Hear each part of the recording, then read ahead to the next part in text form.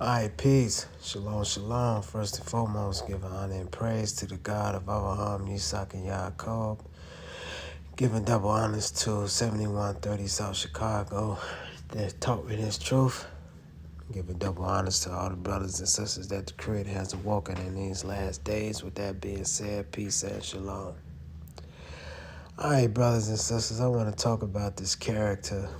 It goes by the name of King Erda and his critique on Philadelphia and Chicago on why you have so much crime out here and why these kids are just killing each other. And he talks about, when he was shooting guns that he shot up close, which a lot of guys back then did do that, like in the 80s, the 90s, the 70s, and so on. But what he's really missing is that the reason why these kids are out here killing one another is because of the tutelage that they elders, which is him and other people that was in the community, that they was teaching them that when they was younger. See, they saw the older people in the neighborhood selling drugs, disrespecting their women, poisoning their neighborhoods, tearing up their communities. And in Chicago, especially in Philadelphia, you have a major drug epidemic out there. They show certain places in the black neighborhood, it looked like a ghost town. So he's sitting back critiquing these young guys about what they should be doing. But really, a lot of us should be apologizing to these young guys is because we led them astray. These young guys are killing each other is because their fathers is gone off to prison somewhere. It's because they was tearing up the community or doing certain things in the community that they wasn't supposed to be doing. A kid is only a reflection of what they see. When we talk about 16, 17-year-old, young 20-year-old men, why are they shooting each other? It's because of what they see in their neighborhoods. And they always say this. They say that kids are like sponges.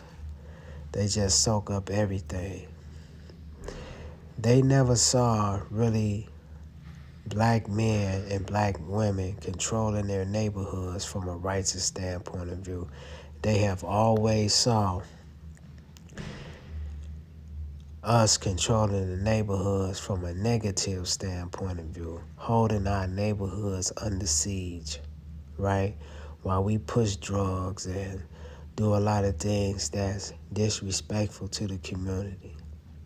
So when their era comes up and it's time for them to step up and do certain things that they learned from the elders, they're going to do what they learned from the elders 10 times worse. So we can't critique these young guys. All we can do is be an example to the young generation so that they can be able to see black men and black women coming together, putting their differences to the side and starting to control their communities. So that the young man in the neighborhood will say, well, man, I'm proud that my father is in the neighborhood and he's making a difference in the neighborhood. See, I was watching that movie I think it was called South Central, right? I think that's what it was called. But it was talking about how OG Bobby Johnson, he was a Crip, I think, and he went to jail, cripping. So when he went to jail, he started following, I think, Islam or something. And it helped change his life is because all he cared about was himself. He had a young son and things of this nature by a woman that really, she had a brain of a 14-year-old. So he had to learn about himself when he was in prison under his elders' leadership. So when he got out of prison, he left that old man behind. But when he got out of prison, it was tough for him to reach his son because his son took on the same mentality as his daddy. But you know what was interesting about that movie is that his daddy was more of a man when he got out of prison than he was when he went into prison, because the same guys that he grew up with, they started to take over the neighborhood, right? And they had his son out here gangbanging. And he almost lost his life to save his son because his son wasn't listening to him anymore, right? And his son went through a lot of stuff.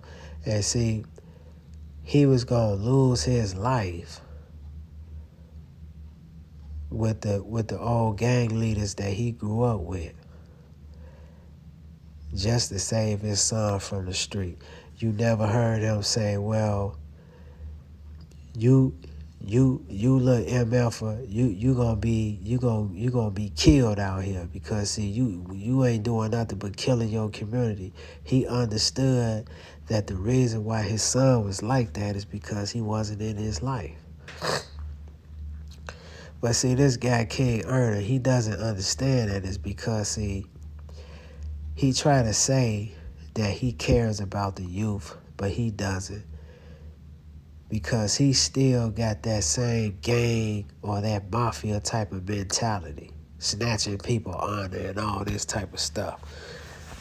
Young kids, older men, we have to start to come together and strategize how we going to, we can't save all our kids, but we can save the ones that want to be saved. But in order for us to save our kids, we have to become an example to the kids. We can't sit around here and keep talking about stuff. We got to be about action. See, and one of the actions that I see in the neighborhood that we don't do is try to take over the economics in our neighborhood, the educational system. We don't try to do that. And these are some of the pillars that is structuring our kids, brothers and sisters. So with that being said, instead of us criticizing these young men for killing each other, we need to look at ourselves and check ourselves